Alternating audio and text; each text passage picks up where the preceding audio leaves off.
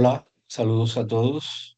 Es un placer para mí estar nuevamente con ustedes y en esta ocasión vamos a continuar con los tópicos que estamos trabajando en actividades complementarias.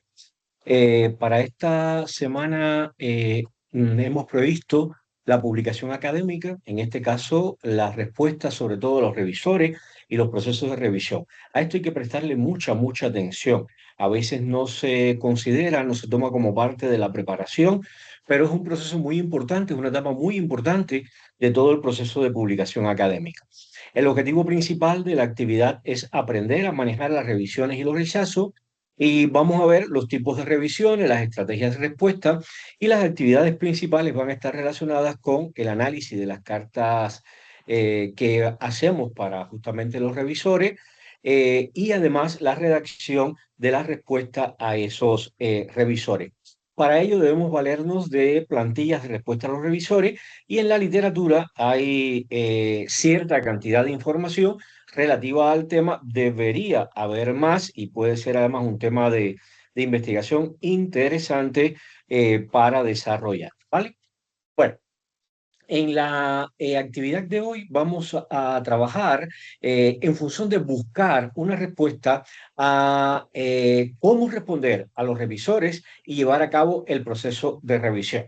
Saben que se trata de un proceso bien complejo, se trata de un proceso en el que intervienen muchísimos factores, por tanto hay que prepararse muy bien para esta actividad.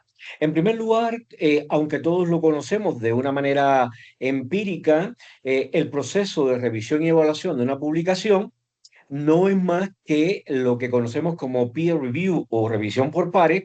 Es un mecanismo mediante el cual los expertos del área del conocimiento en la que estamos nosotros intentando publicar, pues evalúan cuál es la calidad, la validez, la originalidad, la relevancia que tiene este manuscrito, este documento que estamos sometiendo a determinada revista o a determinada editorial con el objetivo de que pudiera ser aprobada, aceptada para su publicación. De manera que el objetivo principal de esta revisión, como lo pueden ver aquí en la derecha, de una forma esquemática, ¿no? Puntualizar en todos los detalles que deberían ser mejorados. El objetivo fundamental es garantizar la integralidad y ese rigor científico que tienen que tener las publicaciones. ¿Vale? Entonces, la revisión de los artículos científicos evidentemente pasa por una serie de etapas. Es un proceso complejo, es un proceso que puede ser extremadamente dilatado en dependencia también de diferentes condiciones y evidentemente va a comenzar con la recepción del documento que nosotros estamos proponiendo a la revista, a la editorial, para publicar al editor. Esta etapa continúa con una evaluación inicial por parte de la editorial. De hecho, ya es muy común que la revista no pase a revisión por pares, sino que el propio editor, en caso de que no cumpla con los requisitos o que no sea de interés para la revista, bueno, pues automáticamente lo va a rechazar, ¿vale? El editor revisa que el artículo cumpla con todo el alcance, con las normas, con los intereses, con la audiencia a la cual está dirigida la revista y bueno, ahí toma una decisión. Si la decisión es que puede ser evaluado, pues se asignan los revisores que van a trabajar en el tema que ustedes están proponiendo. Se desarrolla un proceso de revisión por pares donde se evalúan estos manuscritos de la forma más objetiva posible y tratando siempre de que se cumplan con todos los requerimientos éticos, sobre todo valorando cuál es la originalidad, la contribución, el valor de los resultados, como siempre les digo, la metodología, su valor, su potencial, la conveniencia de usar esa metodología, así como la posibilidad de replicarla en otros estudios. Evidentemente, los resultados, que son un elemento muy importante, la discusión que se realice a partir de los resultados que hemos obtenido y bueno, pues todo lo que tiene que ver con las conclusiones, las líneas de investigación a futuro, las limitaciones y las implicaciones que ha tenido estas limitaciones para el desarrollo del trabajo, y bueno, pues la referencia que se adecua a la forma en que están planteadas, la ética, el uso de la inteligencia artificial, etcétera, que puedan contribuir a dar un veredicto. Sobre la base de la decisión editorial, el editor considera todos los comentarios que le han aportado los revisores y toma la decisión, como ustedes conocen, de aceptar con modificaciones. El primero casi nunca ocurre, aceptar con modificaciones, reenviar nuevamente para que vuelva a ser evaluado, para que pueda ser nuevamente revisado, y ahí es porque hay toda una serie de problemas de índole mayor, o rechazar el artículo porque no cumple con los requerimientos establecidos en esta revista para la que le estamos enviando. Una vez que esa decisión se ha establecido, bueno, pues viene la parte de la revisión por parte de los autores. Y aquí es una de las partes más importantes donde yo creo que tenemos que empezar a pensar. O sea, los autores van a responder a los comentarios, a las preguntas, van a enviar resaltado cuáles son los cambios realizados, así como la versión ya, bueno, pues mejorada de acuerdo a lo que están pidiendo los revisores. Posterior a ello, una vez que ya te has devuelto esa documentación, bueno, pues se hace una evaluación final, el editor pues verifica que todas estas observaciones, comentarios, todos los elementos que han sido objeto de decisión previa, pues que se hayan introducido, que se incorporen, que se cumplan, de manera que evidentemente se cumpla con el rigor, con la transparencia y con la calidad que debe tener el documento, ¿vale? Y finalmente, bueno, se procede ya en correspondencia con las particularidades de cada una de las casas editoriales a la publicación. El artículo, una vez que cumple con todos estos requerimientos, es aprobado. Posteriormente es publicado, puede ser publicado primeramente de forma online y posteriormente ya en las modalidades que establezca la revista, pero evidentemente va a buscar que el público interesado en esta temática, bueno, pues logre un conocimiento científico válido, tanto por su aporte teórico, por su aporte empírico, por el valor metodológico que tiene, por la contribución a la gestión en el ámbito del conocimiento que a nosotros nos ocupa.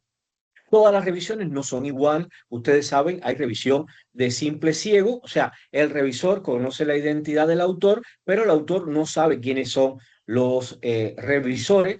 Está la revisión doble ciego, o sea, cuando tanto los autores como los revisores están de manera anónima, y esta es la más común, esta es la que más se utiliza. Hay también revisiones abiertas, o sea, la Open Peer Review. En este caso, los autores y los revisores se conocen mutuamente. A veces los informes se van publicando de manera conjunta con el avance del proceso y con el artículo. Hay revisiones colaborativas o interactivas, donde los revisores y los autores dialogan directamente, pueden estar mediados o no por el editor, y de esta manera el manuscrito se va enriqueciendo, se va mejorando, se va perfeccionando hasta que alcanza el punto óptimo deseado por parte de los revisores. Y está la revisión post publicación, que es cuando la evaluación ocurre después de la publicación del artículo. Es abierta a todos los comentarios, sobre todo esto ocurre cuando se publica por vez primera en línea, abierta a cualquiera de los comentarios que la comunidad científica pueda hacer y que puedan también generar, bueno, pues algunas modificaciones. Cuando nosotros recibimos los resultados de la revisión de los pares evaluadores, tenemos que en primer lugar centrarnos muy bien en la comunicación que nos están haciendo. Por ejemplo, aquí hay un fragmento donde, bueno, pues han revisado el manuscrito Estrategia de Innovación Organizacional y su impacto en la competitividad empresarial, y este proceso, ¿no?, que se ha desarrollado da como resultado una primera crítica importante. Si bien el tema es pertinente y actual, ¿verdad? Es relevante, tiene consistencia para la revista, bueno, pues consideramos que el principal aspecto que debilita el manuscrito es en la insuficiente justificación teórica y empírica de la relación entre las variables propuestas. Evidentemente, un problema que no va a pasar en una revista que tenga un buen proceso de revisión. Por otra parte, dice que la revisión de la literatura es limitada, lo que no debe ocurrirnos nunca, porque tenemos que hacer una revisión exhaustiva y poco actualizada, mucho menos. O sea, el valor de las publicaciones de los últimos años es fundamental y debemos contabilizarlo para saber que estamos cumpliendo con este requerimiento, lo cual evidentemente dicen los revisores que impide sustentar adecuadamente las hipótesis planteadas. Claro está, este no va a pasar. Además, el modelo teórico propuesto no se apoya en una base conceptual sólida ni en evidencia empírica suficiente como para demostrar la propuesta del modelo teórico. Se recomienda fortalecer este apartado para aportar mayor rigor científico al estudio y hace toda una serie más de comentarios. Ustedes saben que cada revisor va a hacer su dictamen y que evidentemente nosotros tenemos que trabajar al mismo tiempo con todos los dictámenes, sean dos, sean tres, normalmente ya pueden ser hasta más. Se está viendo mucho ya que las revistas de alto impacto están como mínimo, después de la valoración que hace el editor, con tres evaluadores de esta propuesta. ¿Cuáles son las estrategias que yo les recomiendo a ustedes como autores, ¿no? Ante estos comentarios que te han hecho los revisores. Esto tiene que ser un proceso tan importante como la publicación propiamente que hemos sometido, o sea, el manuscrito que hemos sometido a publicación, porque de esto va a depender la forma en que se va a mejorar y evidentemente cómo va a ser aprobado. En primer lugar, tenemos que responder punto por punto. No podemos dar ninguno por obvio ni ninguno por supuesto. Lo más recomendable, independientemente de que hay algunas revistas que tienen sus propias plantillas, es elaborar una tabla o un documento que esté bien numerado para que respondamos a cada comentario específico. Poner el comentario, eso le gusta mucho a los revisores, y poner para cada comentario las respuestas que tenemos. Aceptar la sugerencia con cambios explícitos, o sea, indicar qué modificaciones se han realizado en el manuscrito, citando la página, la línea, la sección, el cambio que se ha realizado para que vean que realmente hemos atendido a estas observaciones. Justificar el desacuerdo con respecto a lo que nos están haciendo, pero siempre con mucho respeto y con una evidencia sólida. Aquí hay que ser muy cauteloso. Si no aceptamos una sugerencia, hay que explicar muy bien, dar argumentos técnicos muy precisos y es recomendable que vayan siempre con cita y con datos que justifiquen muy bien nuestra posición, porque de lo contrario, evidentemente no va a proceder. Recordemos que quien evalúa debe ser también un especialista en nuestro tema. Hay que saber diferenciar muy bien entre los comentarios editoriales y los de los revisores. No es lo mismo. Atendiendo el primero, los cambios son obligatorios. O sea, los editoriales y los errores señalados son de cumplimiento obligatorio. Y las sugerencias menores, evidentemente, siempre también debemos darle algún tipo de satisfacción y de sugerencia. De hecho, nos deben hacer reflexionar, nos deben hacer pensar. Mantener un tono bien profesional y sobre todo agradecido, comenzar agradeciendo el tiempo, el trabajo que han dedicado los revisores, casi siempre esto es voluntario, incluso aunque no estemos de acuerdo con alguno de los puntos. De todas formas, hay que meditar muy bien donde no estamos de acuerdo para de verdad saber en qué consiste nuestra discrepancia. Hay que marcar todos los cambios en el manuscrito. Generalmente las revistas nos piden que resaltemos en colores cuáles son estos cambios que se han producido. Vamos a usar colores, vamos a usar control de cambio, no es el más utilizado, aunque yo con ustedes, no lo estoy usando tanto, pero yo con los doctorados y las maestrías lo utilizo mucho el control de cambio. O las notas a pie para que el editor y los revisores puedan fácilmente ver cuáles son las adecuaciones que ustedes han realizado. Y enviar dos versiones, una versión con los cambios marcados y la otra versión ya limpia, la cual sería la versión final ya sin marca. Fíjense bien, dos versiones, aunque no se las pidan. Una con todos los cambios, con todas las modificaciones, con todo señalado, y la otra tal como supuestamente debería quedar una vez que haya sido aprobada. cómo nosotros debemos analizar esas cartas que nos llegan de los revisores y que a veces nos ponen en situaciones muy delicadas, porque realmente ha sido nuestro trabajo, es nuestro esfuerzo, es nuestro tiempo, es nuestra dedicación, es nuestra investigación, y realmente escuchar y enfrentarnos a estas observaciones suele ser un poco frustrante en algunos casos, pero no, todo lo contrario, es para enriquecerlo, es para mejorarlo, es para buscar opciones, y si la revista esta no lo acepta sobre la base de todas estas observaciones, podemos mejorarlo y enviarlo a otra revista donde se adecue mejor y donde tenga más probabilidad de ser publicado.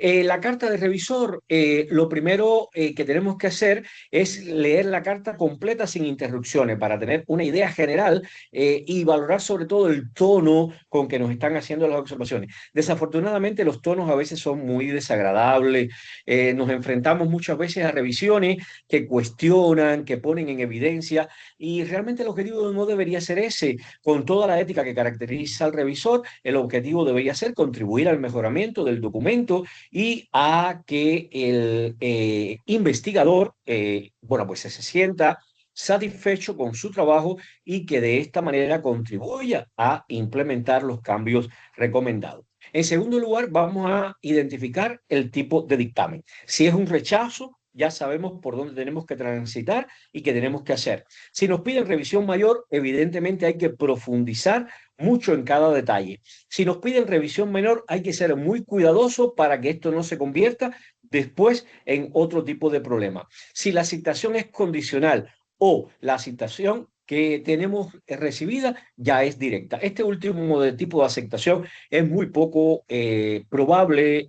Conozco pocos casos, he visto pocos casos, y realmente cuando los he visto es porque los procesos de revisión no son serios, no son respetuosos, no se ha hecho de la debida manera, porque casi siempre vamos a recibir observaciones. Y por último, en esta etapa inicial hay que distinguir los roles, o sea, hay que separar muy bien claro qué comentarios están dirigidos a los autores y en qué medida estos comentarios dirigidos a los autores de los que le ha dirigido el editor, estos nos pueden dar un pie importante para cumplir y que para que nosotros podamos garantizar la adecuación completa a las exigencias editoriales y a las recomendaciones que nos están haciendo los revisores. En realidad, estas suelen ser confidenciales y no siempre van a aparecer, pero bueno, en definitiva, debemos conocerlo. En segundo lugar, está la etapa de análisis estructural ya de la carta. Ahora sí, me siento con tiempo, con calma, reflexiono, me tomo el tiempo, incluso en días que considere oportuno, para la relajación total, para asimilar bien estas recomendaciones y volver a emprender mi trabajo. Yo nunca recomiendo que inmediato a recibir las observaciones pasen a dar respuesta. Requiere un tiempo. Por tanto, aquí hay que primeramente extraer la estructura típica, o sea, normalmente viene un párrafo resumen global, general, después viene una lista de fortaleza, después vienen las debilidades, después vienen, claro, primero las grandes, después vienen las menos, las que ya son sugerencias, y normalmente aparecen comentarios adicionales, los cuales, si no es un problema grave, estarían relacionados con la ortografía, quizás con la referencia, con tablas, con figuras, quizás con anexos si la revista, bueno, pues acepta publicar con anexos. En esta etapa es muy importante también contar con el número de puntos mayores y menores para medir, claro está, qué magnitud tiene esto dentro del trabajo y el tiempo que yo le voy a dedicar. Y también detectar si los puntos están ordenados por importancia o por orden cronológico según el manuscrito, para saber dónde están los elementos más importantes que yo debo estar respondiendo. La tercera etapa es la evaluación de la calidad técnica de los comentarios. Verificar que cada crítica esté justificada. No solo esto está mal, sino está mal por qué, ¿vale? Con evidencia, con criterio, con razonamiento. Me ha tocado que algunos revisores son tan amables en algunos casos que te hacen recomendaciones hasta de lo que deberías estar explicando o argumentando o incluyendo de lo que ya tú tienes como parte de tu investigación. También me ha tocado, como a todos los demás también creo y a ustedes, en algunos casos que no hay argumentos sólidos que te den una claridad absoluta de por dónde guiar la respuesta o la explicación que vas a dar para cada uno de los comentarios. Hay que identificar comentarios vagos o subjetivos. Por ejemplo, a veces dice la redacción es pobre, pero ¿dónde es pobre? ¿En qué es pobre? ¿Por qué se considera pobre? En relación con los comentarios que ya son específicos y adicionales. Y por último, en esta etapa de evaluación de la calidad técnica de los comentarios, es necesario buscar señales de sesgo, sobre todo énfasis excesivo en aspectos menores. Hay que ver por qué que estará condicionando esto. Ausencia de mención a fallas graves que ya son muy evidentes, que hasta nos hemos percatado, o que el otro de los revisores nos ha señalado, o un tono un poquito, ya este es un poquito más, duele más, un tono descalificador o que sea todo lo contrario, o sea, que sea una alabanza total al trabajo realizado, también tiene sus implicaciones. Lo justo es que esté en el medio. Cuando más satisfecho podemos estar es evidentemente cuando estamos en el medio. Posteriormente pasamos a la identificación de patrones entre revisores. Hay que comparar las diferentes cartas del mismo manuscrito para ver si las críticas coinciden. En caso de que haya convergencia, hay que asumirlas sin ninguna duda, y en el caso de que haya contradicciones, hay que ser muy cuidadosos para ver cómo trabajamos en función de esta discrepancia, de esta contradicción.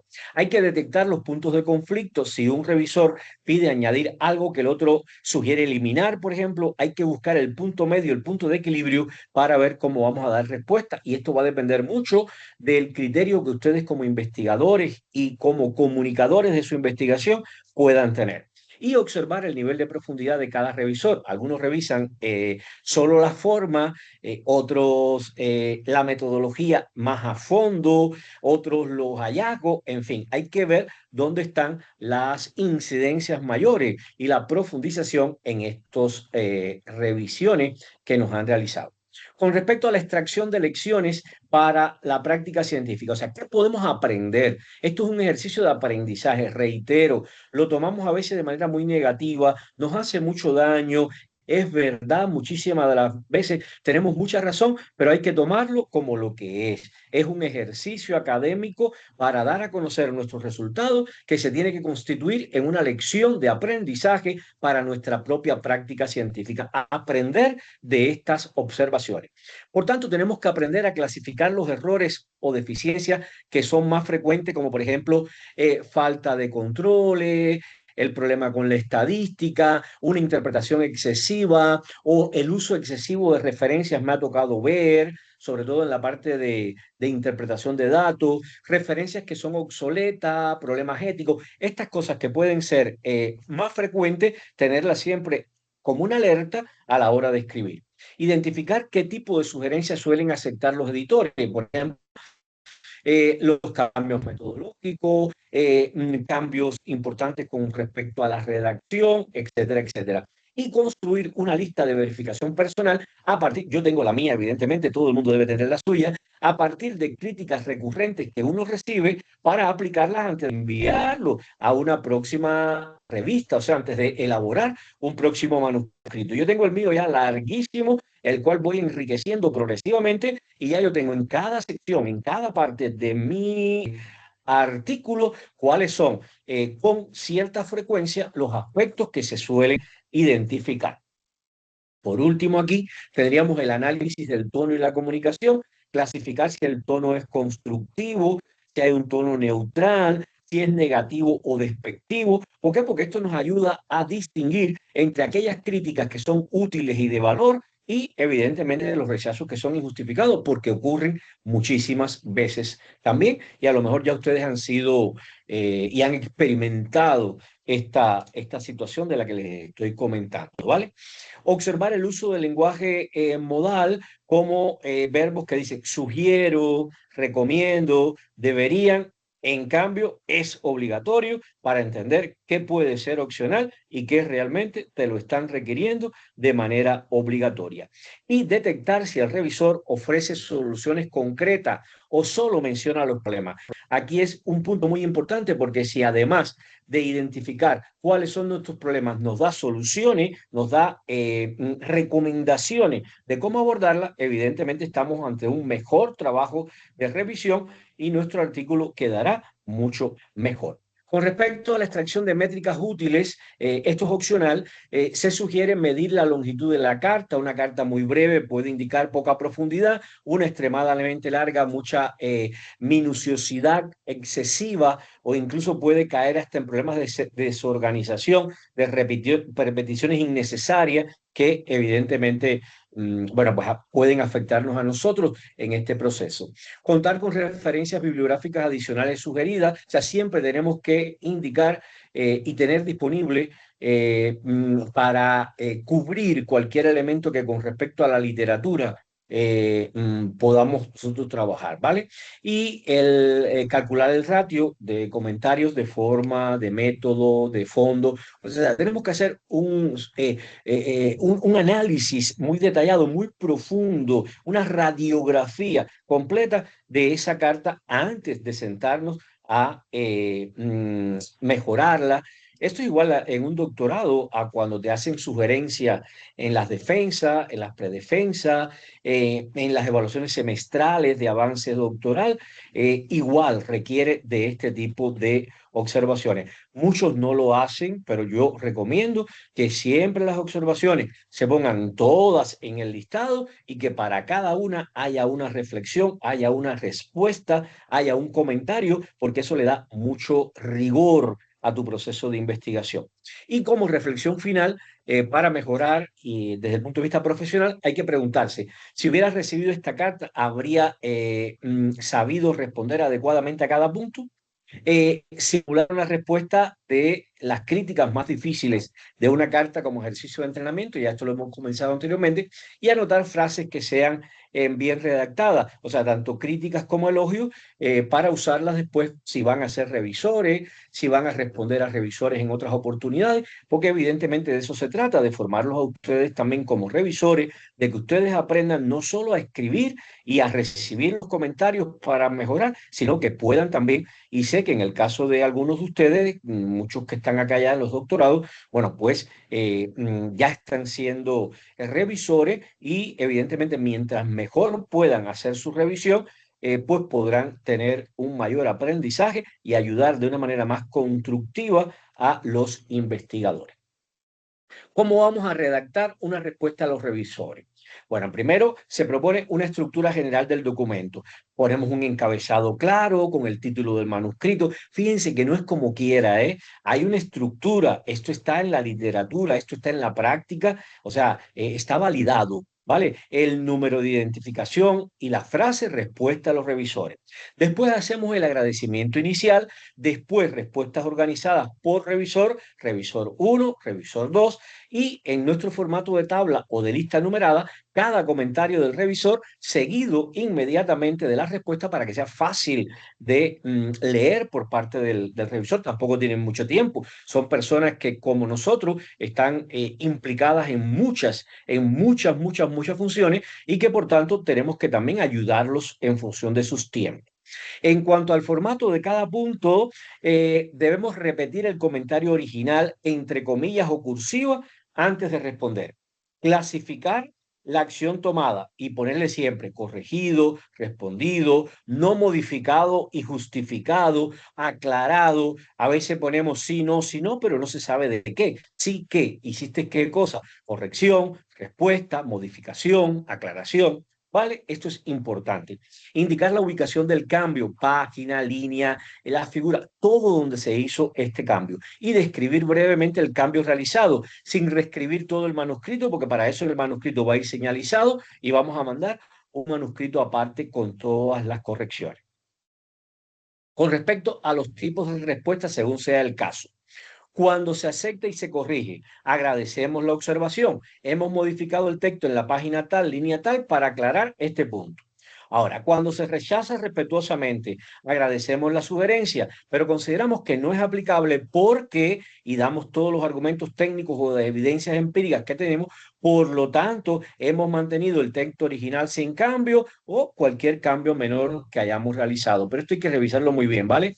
Y cuando se aclara sin modificar el manuscrito, el revisor tiene razón al señalar este aspecto. Aunque no hemos modificado el texto, aclaramos que y explicamos brevemente cómo y por qué lo hemos realizado.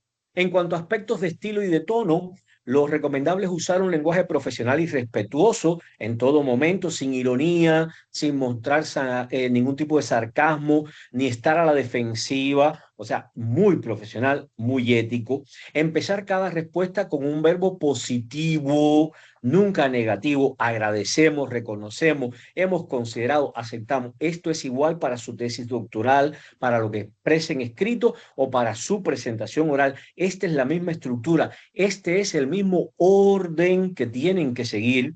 Evitar como frases como bueno, claro está, el revisor está equivocado, mejor decimos discrepamos respetuosamente por las siguientes razones, o ni siquiera mucho más tenue, porque se trata evidentemente de mantener ese estilo y ese tono bien profesional. Ser muy conciso, cada respuesta debe ser tan larga como sea necesaria, pero tan corta como sea posible. Ya esto se los vengo diciendo desde encuentros anteriores, donde hemos incluso hecho ejercicio con respecto a el tiempo que podemos utilizar para dar respuesta a preguntas, digamos, por ejemplo, del tribunal en una defensa doctoral y cosas de este tipo.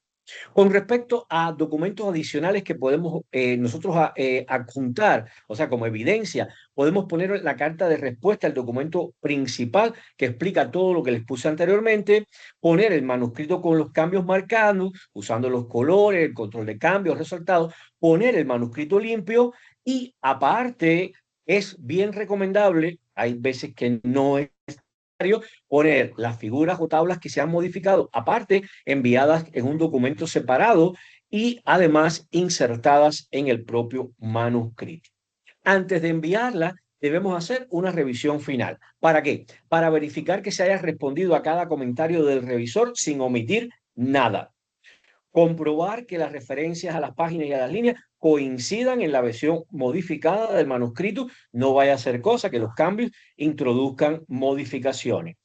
Releer la carta para corregir errores ortográficos o matrices que no sean apropiadas, confirmar que se incluyen ambos archivos del manuscrito, tanto marcado como en limpio, y guardar una copia de las respuestas para futuras rondas o momentos, porque puede venir momentos posteriores, o para otro diario en caso de que fuese rechazado, que no fuera aceptado. Por tanto, aquí les pongo de manera muy breve algunos ejemplos, los comentarios y respuestas a los autores y la parte de los cambios realizados. Por ejemplo, el revisor 1 dice, comentario 3, así mismo lo ponemos, la justificación en la muestra no queda clara en la metodología. La respuesta, agradecemos la observación. Hemos añadido una explicación detallada del cálculo del tamaño muestral en la página 4, líneas 89 a la 95, citando bueno, al autor que sea, Cohen en este caso, y justificando el efecto mínimo esperado. En la derecha, cambios realizados, texto añadido entre corchetes en el manuscrito marcado. Esto es lo que tienen que hacer también con su tesis doctoral. A los miembros de su tribunal, a los que lo están evaluando, les encantaría que les ofrezcamos una explicación detallada. A veces nos tomamos revisándoles tesis doctorales y trabajo un día completo y luego no recibimos una retroalimentación de cómo se han hecho las revisiones, cómo se han hecho los cambios, comentarios para cada cambio, cambios realizados. ¿Toma tiempo? Sí, toma tiempo, pero es parte del proceso que estamos desarrollando, ¿vale? Ahí tienen un ejemplo número 2 para profundizar en la discusión y un ejemplo número 3, algunas secciones que requieren mejor redacción y claridad con los comentarios y la respuesta precisa de cada una de ellas, ¿vale? Entonces, evidentemente, estamos en presencia de un fenómeno que conocemos como el duelo científico. O sea, cuando tu artículo es rechazado, este proceso genera en nosotros una situación de preocupación, de desconfort, y tenemos que ver, la realidad no es un fracaso, es una retroalimentación. Por tanto, ¿cuáles son las etapas del duelo científico?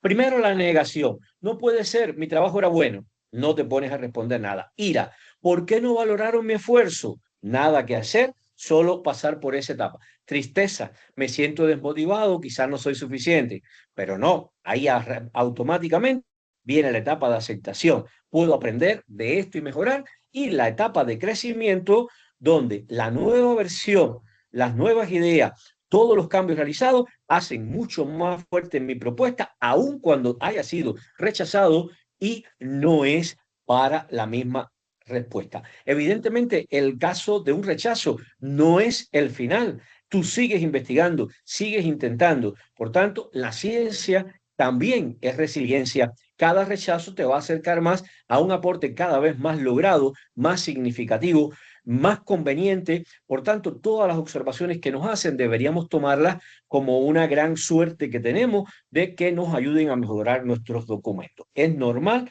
todos pasamos por todo lo científico, todos los transitamos por estas etapas y todos tenemos que aprender a convivir con ellas, pero a sacar resultados positivos en la etapa de crecimiento. ¿Cómo vamos a manejar los rechazos de los artículos?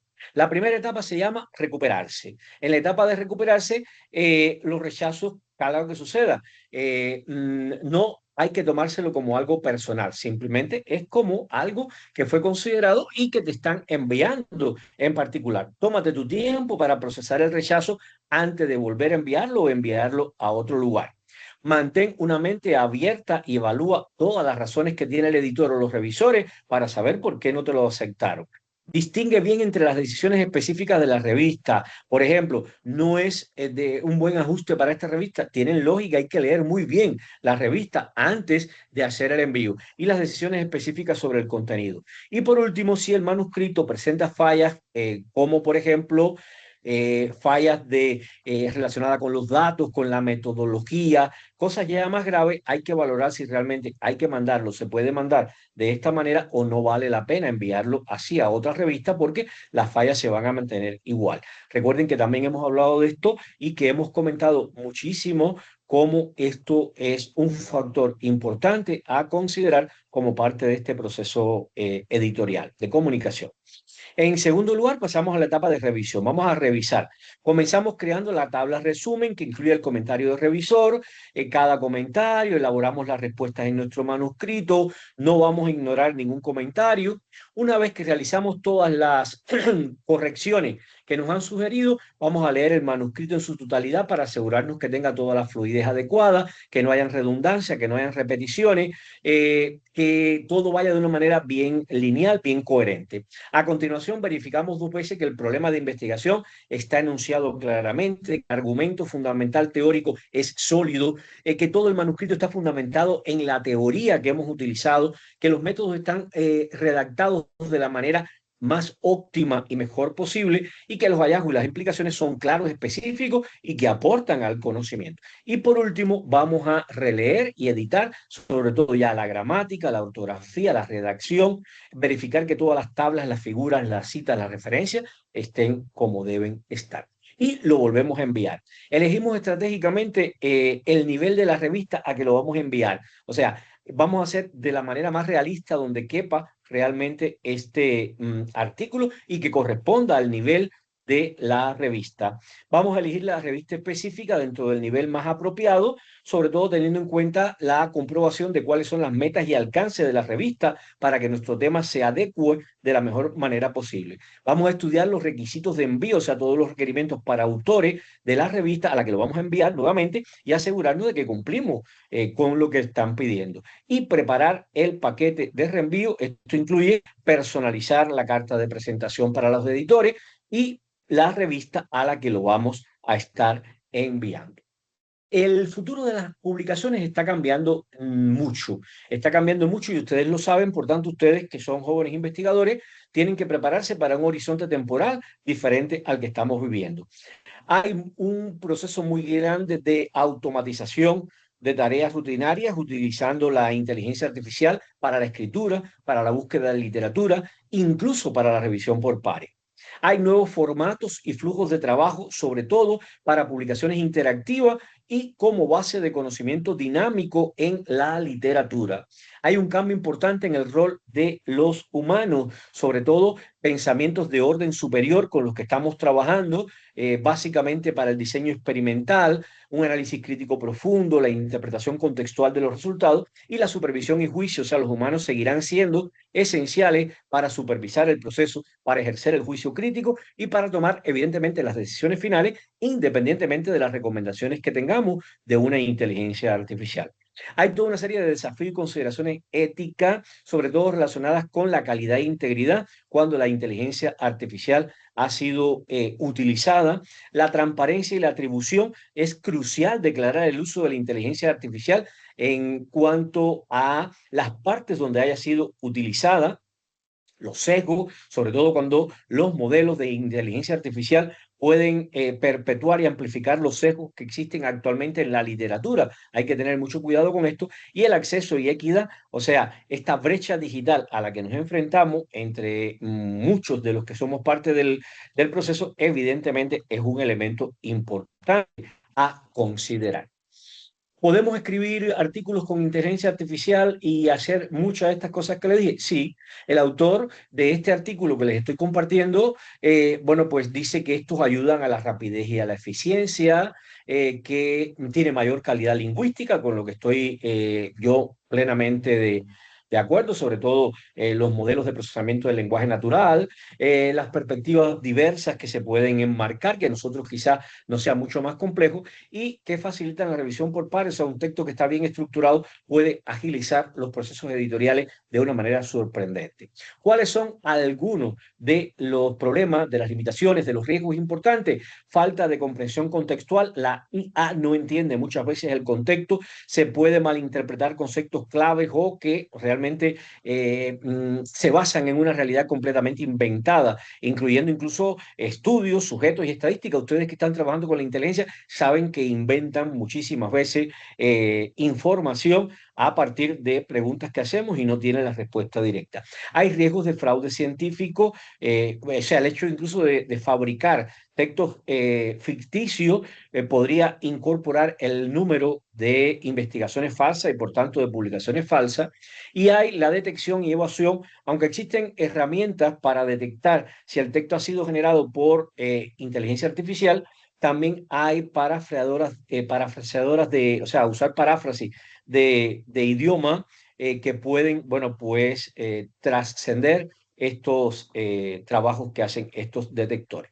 En cuanto a las consideraciones éticas, entonces es muy importante tener en cuenta la ética y la transparencia, el pensamiento crítico y racional y la originalidad y la autoría para que no haya problema con nuestros trabajos.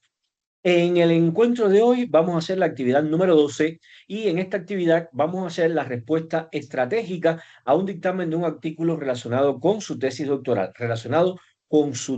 doctoral, o sea, algo que ya hayan publicado y que esté vinculado a su tesis, no de otros temas, por favor, porque me gustaría comprobar cómo va la alineación entre su tesis doctoral y el producto derivado de su tesis doctoral. En el paso número 1, lo van a hacer es identificar un artículo derivado de su tesis doctoral. Este artículo puede estar ya publicado, puede estar en revisión o incluso puede estar en preparación. Doy hasta la opción de que si no tienen ninguno, usen el borrador de un capítulo de la tesis que les sirva como artículo, aunque no va a tener la misma estructura ni va a ser realmente un artículo, pero para que puedan hacer el ejercicio como tal. En el paso 2 van a listar dos comentarios que un revisor le haya realizado. Si ya los tienen, si no los tienen que simular, le piden a un simulador de inteligencia artificial que se los revise y le haga los dos comentarios como revisor. Le dan un buen prompt con toda la descripción de un revisor de revistas de alto impacto para que les pueda elaborar la respuesta. Traten de que cada comentario corresponda a un tipo diferente, ¿vale? En el paso número 3 van a redactar la carta de respuesta a los revisores, el formato profesional que yo les di, el cual incluye encabezado y agradecimiento inicial. Aquí anteriormente ya se los expliqué en detalle. Los dos comentarios los copian textualmente. Para cada comentario van a explicar la acción tomada, si fue corregido, no modificado, justificado o aclarado, la ubicación del cambio, en qué sección y párrafo está o simular en cuál va a incorporarse y hacer una explicación breve de lo que se hizo o por qué no lo hizo. Deben incluir una respuesta de no modificado por lo menos, o sea, traten de, para que lo vayan practicando, en el hecho de la no modificada, que va a ser la más complicada siempre, porque nos puede crear algún tipo de conflicto. Y en el paso número 4 van a incluir al final una breve declaración del uso de la inteligencia artificial, sobre todo, bueno, si han utilizado alguna, en qué la usaron y cómo la usaron. Entonces, lo único que tienen que entregar esta semana es la carta de respuesta a los revisores, que es una hoja, o sea, una página, máximo una página. No es necesario más para poner esta estructura. ¿Qué es lo más que me interesa? Que tenga la estructura que debe tener la carta que le hacemos en respuesta a un revisor, ¿vale? Entonces, aquí le doy el formato de entrega, por ejemplo, el título del manuscrito, la respuesta, la revista, perdón, la decisión que trae ese artículo, la respuesta a los revisores, agradecemos tal cosa y más cual cosa, revisor uno comentario tal, texto, acción, ubicación y respuesta, revisor uno por ejemplo, ya si quieren pasar al 2 comentario tal, texto, acción, ubicación y respuesta. Los criterios de evaluación van a ser los siguientes, como en encuentros anteriores, los comentarios que sean realistas y que correspondan en realidad a tipos distintos, que la carta siga el formato profesional que les he entregado, que cada respuesta indique una acción, la ubicación y la justificación, que además de las dos respuestas de modificación incluya una respuesta de no modificado, bien justificadita, y que incluya una declaración de el uso de la inteligencia artificial de manera coherente. Gracias por su atención, por la participación a través de las actividades que van realizado. Ha sido realmente un placer, como siempre, para mí compartir con ustedes en este doctorado. Le deseo mucho éxito en la investigación, en estos proyectos que estamos realizando. Los dejo y hasta pronto. Que estén muy bien y que podamos desarrollarlo de la mejor manera posible.